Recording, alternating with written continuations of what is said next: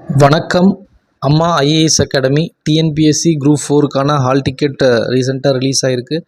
So இந்த நேரத்தில் உங்களுடைய நேரத்தோட அருமை கருதி மிக முக்கியமான கடைசி நேர கேள்விகளை பார்க்க போகிறோம். கட்டாயமாக இதிலிருந்து கேள்விகள் வரும். அந்த அடிப்படையில் உங்கள் நேரத்தை வீணடிக்காமல் உங்கள் நேரத்தோட மதிப்பை கருதி மிக முக்கியமான கேள்விகளை நம்ம டிஸ்கஸ் பண்ண போகிறோம்.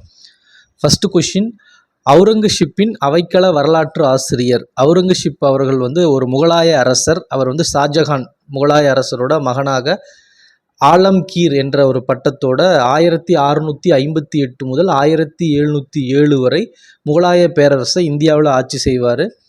அவர் இந்தியாவின் கடைசி திறமை வாய்ந்த ஒரு முகலாய பேரரசை மிகப்பெரிய ஒரு நிலப்பரப்பு ஆட்சி செய்வார்.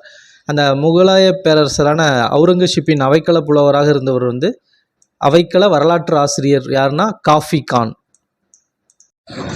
திருவாலங்காடு செப்பேடு ஒவ்வொரு மன்னர்களுக்கும் அவருடைய அரசாணைகளையோ அல்லது ஆட்சி சிறப்புகளையோ பார்த்திங்கன்னா செப்பேடுகளோ அல்லது கல்வெட்டுகளோ பொறிக்கப்படும். அதே மாதிரி ஒவ்வொரு புகழ்பெற்ற அரசருக்கும் ஒரு கல்வெட்டோ செப்பேடோ இருக்கும். அந்த வகையில் திருவாலங்காடு செப்பேடு யாருடைய செப்பேடுனா முதலாம் ராஜேந்திர சோழனோட செப்பேடு என்று குறிக்கப்படும். அன்பில் செப்பேடு யாருடையது அப்படின்னு கேட்டால் சுந்தர சோழனோட செப்பேடு. இந்த முதலாம் ராஜேந்திர சோழன் அவர்களை பொறுத்த வரைக்கும் முதலாம் ராஜராஜ சோழனின் மகனாக முதலாம் ராஜேந்திர சோழன் 1012 முதல் 1044 பொது ஆண்டு வரை இவர் ஆட்சி செய்வார்.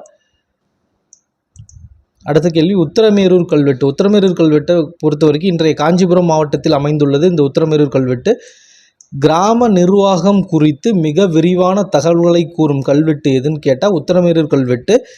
இந்த கொஷின் பலமுறை கேட்டிருக்காங்க. குடவோலை முறை மூலமாக கிராம நிர்வாகிகள் தேர்ந்தெடுக்கும் முறை குறித்தும் கிராம நிர்வாகம் குறித்தும் மிக விளக்கமாக கூறும் கல்வெட்டு காஞ்சிபுரம் மாவட்டத்தில் உள்ள உத்தரமேரூர் கல்வெட்டு.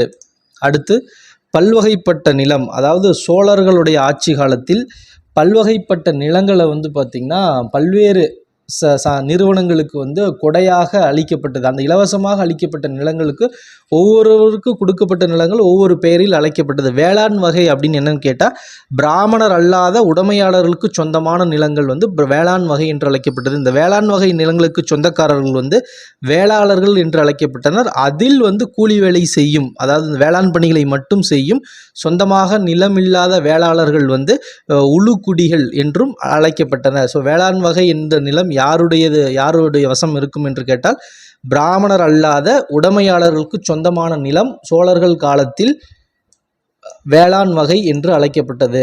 அடுத்து பிரம்மதேயம். பிரம்மதேயம் என்பது பொறுத்தவரை இது பிராமணர்களுக்கு கொடையாக வழங்கப்பட்ட நிலம். சோழ அரசர்களால் பிராமணர்களுக்கு கொடையாக வழங்கப்பட்ட நிலம் பிரம்மதேயம் என்று அழைக்கப்பட்டது. அடுத்தது சாலபோகம். கல்வி நிலையங்களை பராமரிப்பதற்காக வழங்கப்பட்ட நிலம். ஏதேனும் கல்வி நிலையங்கள் இருந்தால் அந்த கல்வி நிலையங்களை நடத்துவதற்கு பராமரிப்புக்காக வழங்கப்பட்ட நிலம் சாலபோகம் என்று அழைக்கப்பட்டது.